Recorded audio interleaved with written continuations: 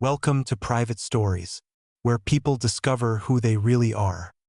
If someone had told me that clarity would come to me in a room filled with polite laughter, polished shoes, and people pretending to enjoy overpriced hors d'oeuvres, I wouldn't have believed them. But that's exactly where everything inside me finally broke and finally woke up. My name is Daniel Walker. I'm 42 years old and I work as an IT compliance analyst in Charlotte, North Carolina. I've always lived a quiet, predictable life. I wear the same few neutral sweaters on rotation, drink my coffee lukewarm without noticing, and prefer the comfort of routine over the chaos of attention. I've never been the kind of man people remember. I'm the one who apologizes even when it isn't my fault, the one who sends follow-up emails that say sorry for the delay even if I replied within minutes, the one who fades into the background unless someone needs help fixing a file or solving a problem. And yet somehow, I married a woman who was impossible to ignore. Her name is Kendra. She was a blonde, striking in a way that didn't need effort. Her hair fell in soft, controlled waves, always looking like it had been styled for a photo shoot even on an ordinary Tuesday.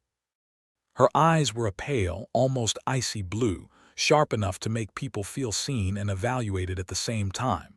She dressed like she belonged in high-level meetings and luxury hotels, tailored blazers, silk blouses, heels that made a quiet room turn toward her. People listened when she spoke. I listened more than anyone. We had been married for 9 years. No children, just a clean apartment, a few forgotten routines, and a relationship that had slowly become something quieter than it used to be. She used to call me Danny. Back then it felt like the name meant something. At first the changes were subtle. Later nights at work, more urgent meetings, fewer shared moments. Then came the distance you can't quite explain, conversations that felt rehearsed, smiles that didn't stay long enough, silence that lingered even when we were in the same room. I told myself it was normal, that this is what long relationships look like, that people grow busy, distracted, tired. I ignored the feeling that something was slipping through my fingers. Everything shifted the day I found the feather. It was small, black, smooth, almost too perfect to be random. I discovered it tucked neatly inside her planner, pressed between pages filled with her precise handwriting and color-coded schedules. I had only opened it because she asked me to find a receipt. When I held it up, I smiled without thinking. "What is this? Some new campaign symbol?" I asked lightly. For a fraction of a second, she froze. Not enough for someone who didn't know her, but I knew her. Then she smiled slowly, carefully, like she was choosing the exact expression she wanted me to see. "It's nothing," she said. "Just something from the team, an inside thing." And just like that, she took the planner from my hand and walked away, leaving me standing there with a feeling I couldn't name yet. You know how people say your instincts whisper? Mine didn't whisper. It roared, but I stayed silent, because silence had always been easier. A few days later, I saw another one, another black feather. This time, it wasn't hidden. It was lying on the passenger seat of her car when she got back from what she called a strategy retreat. I noticed it when she unlocked the door and tossed her bag inside like nothing was out of place. I didn't ask. Not about the feather, not about the late nights, not about the way she started smiling at her phone in ways she hadn't smiled at me in months. I just watched and waited, hoping I was wrong. Hope can be dangerous like that. It convinces you to ignore what's right in front of you. The truth didn't come as an argument. It didn't come as a confession. It came quietly, through a voice that wasn't mine. It was a Tuesday night. The apartment felt too still, like even the air had decided to stop moving. Kendra had gone out for what she called a quick team drink. I sat alone in the living room, a half-finished cup of tea growing cold beside me, her work bag resting by the door like it had more presence in my life than she did. I don't know what pushed me. Maybe it was the feather I had hidden in my drawer. Maybe it was the way I hadn't heard her laugh with me in weeks. Or maybe something inside me had simply reached its limit. I picked up her phone. I wasn't that kind of person, or at least I hadn't been. But that night something inside me didn't care anymore. I knew her password. She had used the same one for years, until recently. But I had watched her type it enough times to remember. When the voicemail screen opened, there were only a few messages. I pressed play on one, and everything inside me went quiet. A man's voice. Smooth. Certain. The kind of voice that doesn't ask, it expects. "Got your message," he said. "Room 528, same as last time. I'll be waiting." I didn't breathe, not for several seconds. Then I played it again and again, trying to find another meaning, another explanation, but there wasn't one. There was only the truth, and the worst part. Somewhere deep inside me, I wasn't surprised. I didn't confront her. I didn't raise my voice. I didn't throw the phone or demand answers. That wasn't who I was. Instead, I stood there in silence, holding a truth that felt heavier than anything I had ever carried. The next morning, she stood in front of me like nothing had changed, adjusting her blazer, asking casually if the coffee tasted burnt again. And all I could think was, how many times have I stood here while she belonged to someone else? I didn't go to work that day. I stayed home, moving through the apartment like a ghost, opening the fridge, closing it, walking from one room to another with no purpose, trying to understand how something could break without making a sound. At some point, I picked up her bag again, not out of suspicion, just habit. That's when I saw it. A second badge, matte black, no name, just a symbol, a crow, and suddenly everything connected. The feathers, the secrecy, the silence. That night she didn't come home, she sent a message instead. "Don't wait up. Late brainstorming, love you." The smile felt foreign. The words felt empty. I didn't respond. I turned off my phone and lay on the couch, staring into the darkness until the early hours of the morning. When I finally heard the door open, soft footsteps, the quiet click of her heels being removed. I didn't move. She thought I was asleep, and maybe I was, because the version of me that loved her without question didn't exist anymore. That was the night something inside me ended, and something else began. The days leading up to the gala felt unreal, not dramatic, not explosive, just quiet in a way that pressed against my chest. Like something was building beneath the surface, waiting for the right moment to break. The invitation arrived 3 days before the event. I wasn't supposed to be on that list. I never was. These events were for executives, directors, people who knew how to speak in polished sentences and shake hands like it meant something. Not people like me. But there it was, sitting in my inbox. A formal invitation to Blackwell and Easton's annual legacy night. My name spelled correctly for once. That alone should have been suspicious. I stared at the email longer than I needed to, because deep down I already knew this wasn't random, this was her. Kendra had arranged it. I could almost picture her sitting at her desk, fingers tapping lightly against her phone, that controlled smile on her lips as she added my name to the list. An olive branch, or maybe a setup. She probably imagined I would show up, play my role, stand beside her like I always had, quiet, supportive, invisible. Pretend everything was fine. Pretend I didn't know, but she didn't understand something. I wasn't going there for her. Not anymore. The day before the gala, I did something I had never done before. Something small, but final. There was a tattoo shop 3 blocks from our apartment. A narrow place with faded signage and dim lighting, the kind of place people walked past without noticing. Inside, it smelled like ink and old wood. The artist was an older man named Victor. Gray beard, steady hands, eyes that looked like they had seen too many stories to judge another one. He didn't ask questions. He just nodded when I told him what I wanted. One word, nothing dramatic, nothing loud, just a single word on the inside of my wrist where only I could see it when my sleeve shifted. Enough. Not anger, not revenge, just a decision. A line I had finally drawn for myself. That evening, something unexpected happened. Kendra came home early. Earlier than she had in months. She brought groceries, cooked dinner, set the table, lit a candle we had bought years ago during a trip to Charleston, the one she once said smelled like ocean air and vanilla. For a moment, it almost felt like before. Almost. She moved around the kitchen with practiced ease, blonde hair falling over her shoulder, humming softly like nothing had changed. Like there wasn't a fracture running straight through the center of our life. I sat across from her, watching, really watching. The details I used to admire now felt distant, calculated.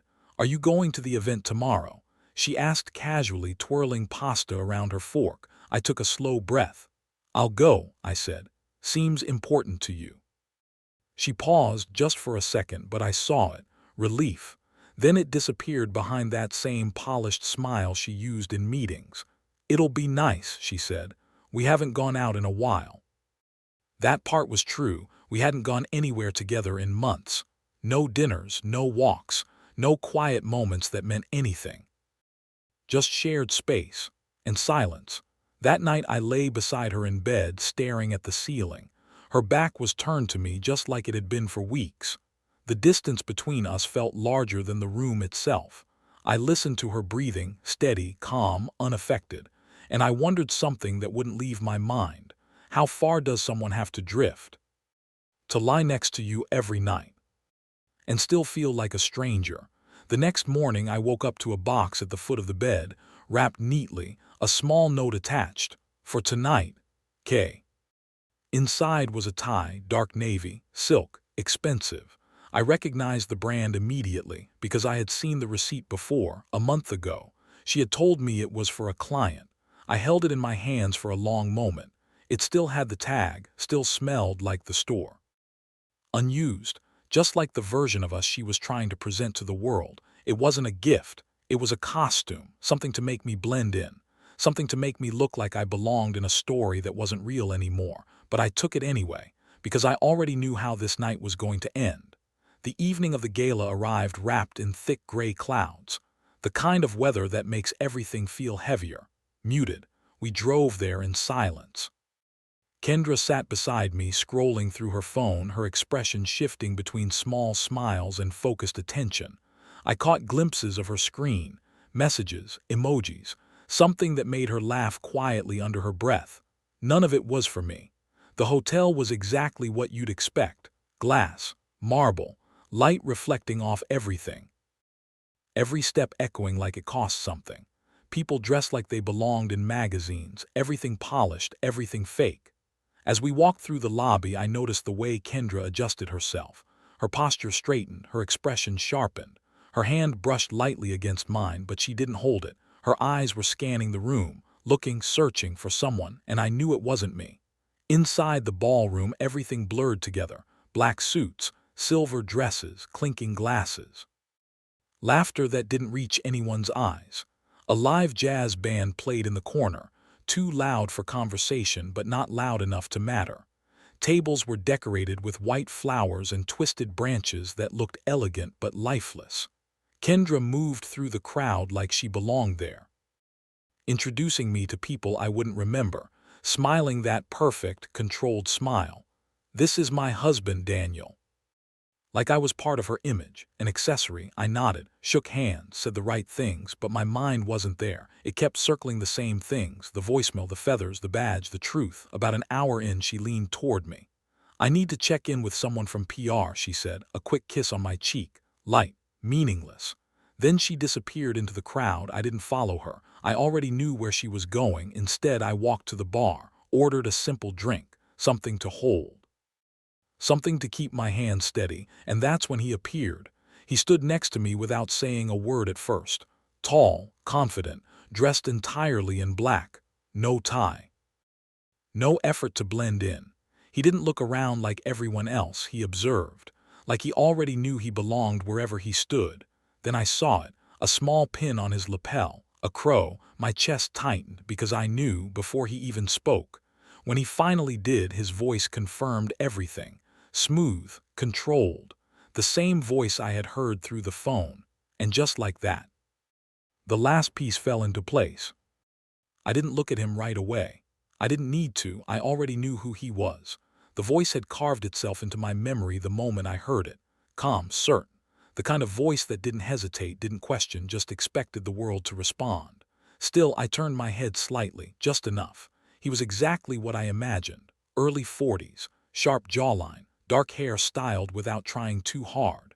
The kind of man who didn't check mirrors because he already knew how he looked. His posture was relaxed, but there was something controlled in the way he stood, as if everything around him existed within his awareness. Predatory but subtle. The crow pin on his jacket caught the light again. A quiet symbol, a loud truth. He ordered a drink like he had done it 1,000 times in places like this. No hesitation, no glance at the menu. This was his world, not mine. For a moment I thought I would feel rage, that something inside me would snap, that I would grab him, confront him, say something, anything that matched the weight of what I knew, but nothing came, no anger, no explosion, just emptiness. A hollow, quiet space where something used to live. And then she appeared. Kendra moved through the crowd like she was being pulled by something invisible. Her blonde hair caught the light as she walked, her navy dress fitting her like it had been designed for this exact night. Her smile was already there before she reached him, not the polite one she gave colleagues, not the careful one she gave me. This one was different, warmer, sharper, real. I watched everything, every detail.